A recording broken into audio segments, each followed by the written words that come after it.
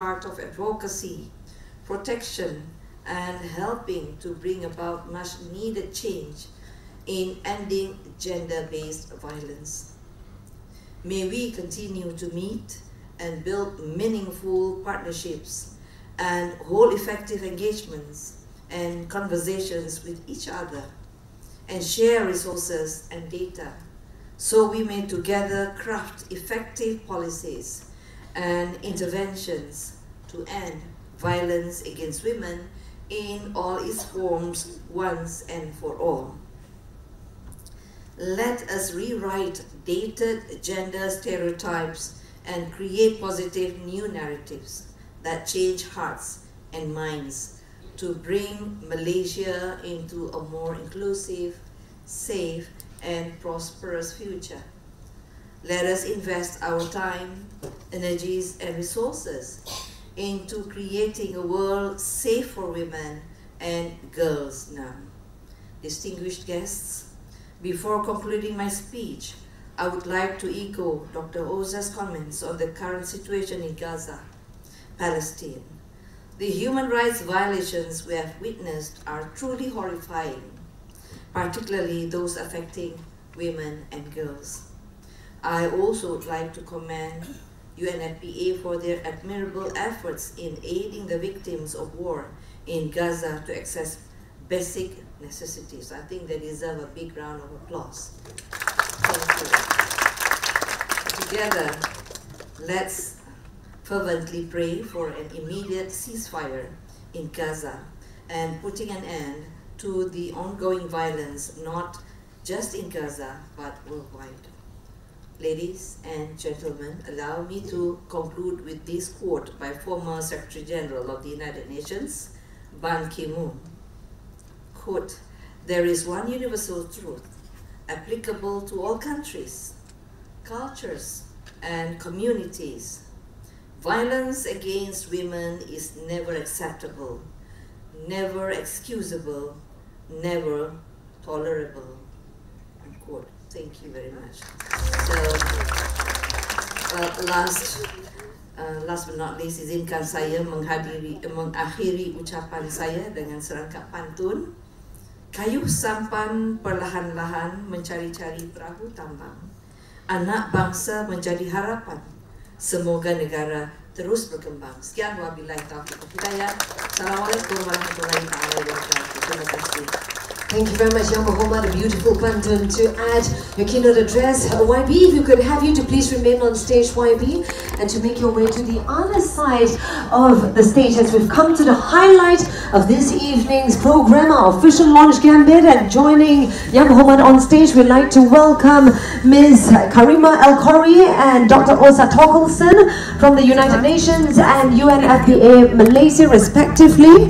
Dr. Mazhar Chai Yusof, Secretary General, KPWKM, Dr. Wan Nur Ibtisam Wan Ismail, DG, Department of Women Development, KPWKM, Ms. Sumitra Viswanathan, Executive Director of Women's Aid Organization, Mrs. Ho Yok Lin, President of All Women's Action Society Malaysia, and Puan Siti Kamsia, Principal Assistant Director of D11 Unit PDRM. Alright, photographers, you know the drill. Please make your way up front if you've not already done so to capture this momentous occasion. And to our distinguished VIPs up front, I know it's a little bit of a tight squeeze, but we're going to do this together. That's right. If we could have all of our distinguished VIPs to come closer together as we work towards a common goal, starting with officiating the launch. Now, ladies and gentlemen, who are just moments away from witnessing the commemoration of the International Day for the Elimination of Violence Against Women 2023, where we light up the beacon, and that is Menara Kuala Lumpur in just a bit, in the color orange. Alright, let us make some adjustments. Alright, are we ready? Okay, on the count of 3, we'd like to invite our distinguished VIPs to please place your palm on the sphere to officiate the commemoration of IDVAL 2023 in 3, 2, and 1.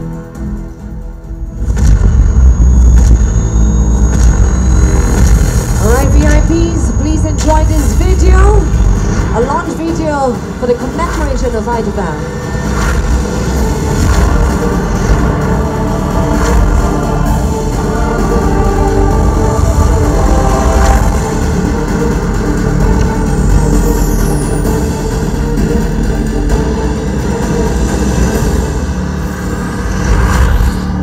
And there we have it, ladies and gentlemen. Menara Kuala Lumpur is now lit up in orange, kick-starting Malaysia's call towards ending all forms of violence against women and girls.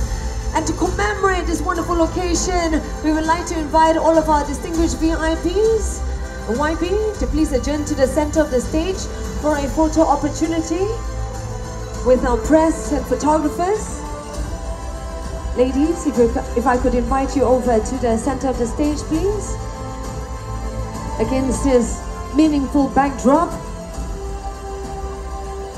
as we've just officially launched Malaysia's commemoration of the International Day for the Elimination of Violence Against Women. And we're kicking off the 16 days of activism as of tomorrow. I would like to thank all of you for being a part of this important and milestone occasion. All right, ladies, closer together. Big smiles, big smiles. All right, last 3 shots. Last 2. Okay, final shot. Thank you very much, YB, and thank you to our distinguished VIPs for doing the honors of officiating the commemoration of IDFAO 2023. We'd like to invite you back to your seats as we set up the stage of what's coming up next, the next exciting part of today's agenda. All right, ladies and gentlemen, perhaps later when you take a drive back home, look up into our KL skyline and see if you can spot KL Tower lit up in orange. And as we've heard, the meaning of orange, it means truly more than just a color. As we all stand in solidarity in our fight against all forms of violence against girls, women, not just in Malaysia, but across the world. We've heard some staggering figures by Dr. Osa earlier on, as well as YB, and we've heard also useful advice that this fight should begin in the workplace and at home, and it needs our collective effort. By all of you being here today, it truly means a lot, and I'm sure all of you from your various organizations, you've played a part no matter how big or small in the elimination of violence against women and girls. So we'd like to applaud all of you in your efforts. And of course, we truly hope that this conversation will become a national narrative, not just for the next 16 days, but beyond that as well.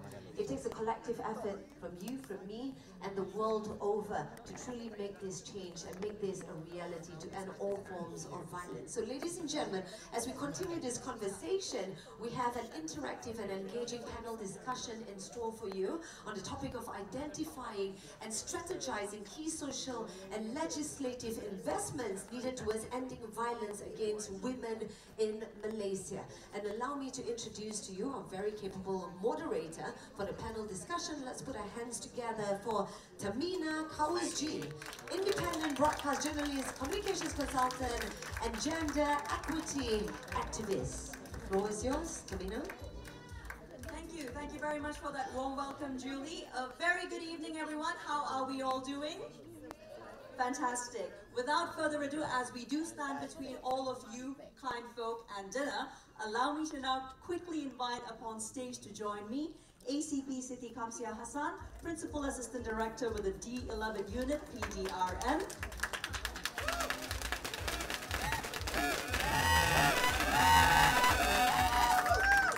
May I invite also Tengku Ira Tengku Razif, Assistant Representative for UNFPA Malaysia.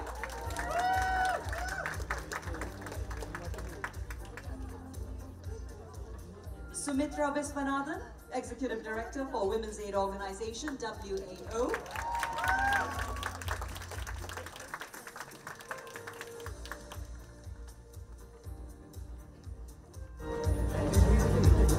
to round up our wonderful panel of strong women, Dr. Wan Nur Ibtisam, Director General with the Women's Department of KPW.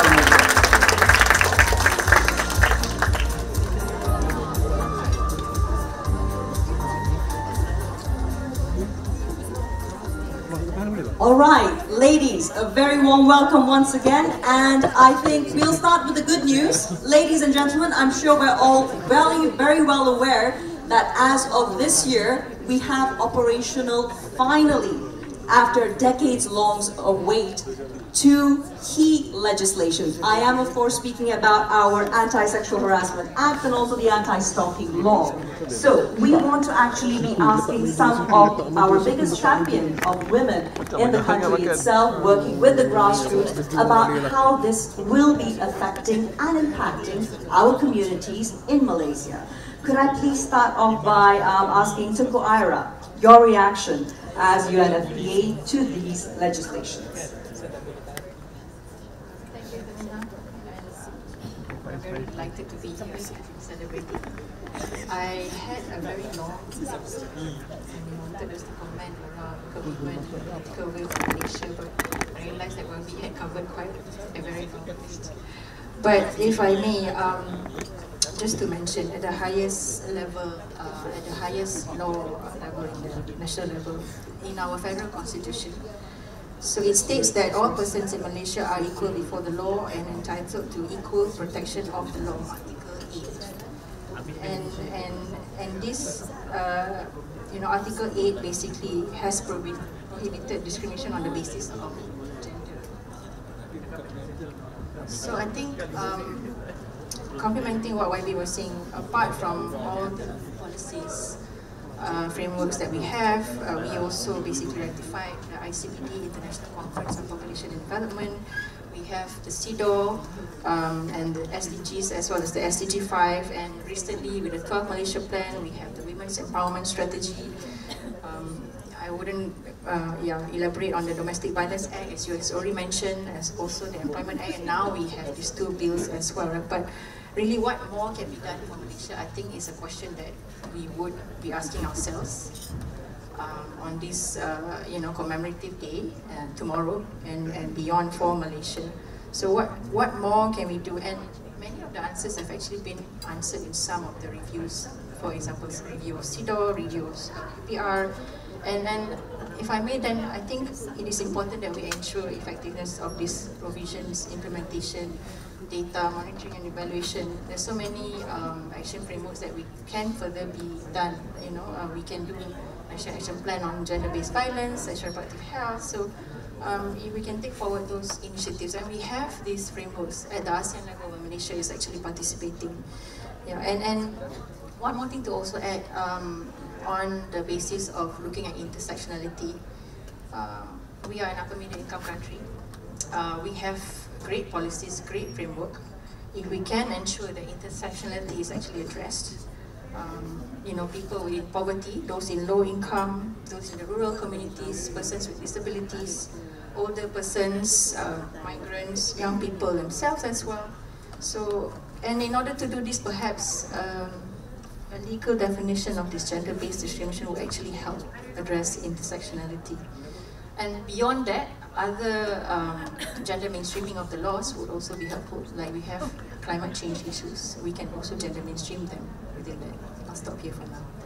Thank you. Thanks very much for that, Tunku Ira. Now, of course, when we speak about laws, they do not live in a vacuum. With them must also come increased awareness. On that note, I move to asking Dr. Wan about some of KPWKM's work, which has really, of course, been accelerated, particularly in the past couple of months alone. Could you share with us a little bit more? Thank you, Tamina. Thank you for having, I'm representing the Department of Women Development, for having us here. And to share with you about the advocacy work that we're doing in terms of violence against, fighting violence against women, and particularly in what our Honourable Minister was sharing before about what we're doing in terms of advocacy for the Anti-Sexual Harassment Act. And this is the kind of things that not just we're doing at the state level, but also at the grassroots level, giving knowledge for the people to understand what is the thing about anti-sexual harassment, and these are part of the follow-up after the Act was approved by the Parliament in 2022. So now it's about the advocacy work, because the Act will not work if there's no understanding about sexual harassment itself. And if you're looking at the society, sometimes people may take it as a joke, but it's actually something that will be impactful for the victims. So this is something that, as part of something that the government is taking a serious initiative to fight this violence against women. So that's something that all of us must be giving our full attention and full effort in doing so.